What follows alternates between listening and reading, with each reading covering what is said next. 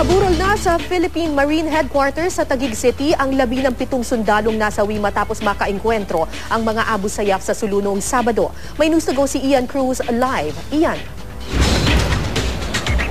Yes, Kara, sa mga sandaling ito nga ay narito na sa loob ng Marine Corps Auditorium. Ito yan, Kara, sa Fort Bonifacio sa Taguig, yung 7 nasawi nga na mga kawal ng Philippine Marines sa kanilang pakipagsagupa sa mga miyembro ng Abu Sayyaf sa Patikul Sulu.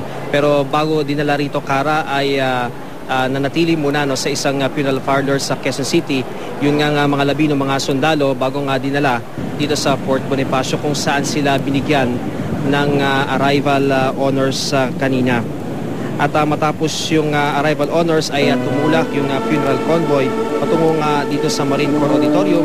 Nasa magkabilang gilid ng kalsada ang mga kawal ng Philippine Marines upang saluduhan ang kabayanihan ni Second Lieutenant Alfredo Lorin ng Iriga City, PFC Rene Gare ng Pasay City, Andres Bogwana ng Mayoyao, Ifugao, J. Alasyan ng Barutak, Viejo, Iloilo, Jason Durante ng Port Area, Manila, Rojas Pizarro ng Alcala, Cagayan, at Dominador Sabehon Jr. ng MacArthur, Eastern Samar.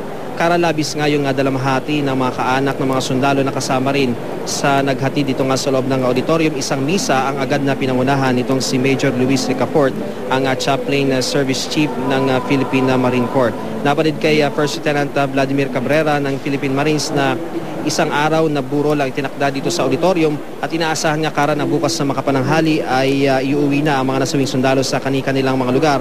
Pero kung nais raw na ipagpatuloy dito ang burol ng sinumang pamilya, ay bukas nga itong auditorium. Samantala, ilang sandali pa nga lamang, Kara, yung nakakalipas nung matapos yung misa rito at hayaan na yung mga pamilya at yung mga sundalo na tumingin sa mga labi.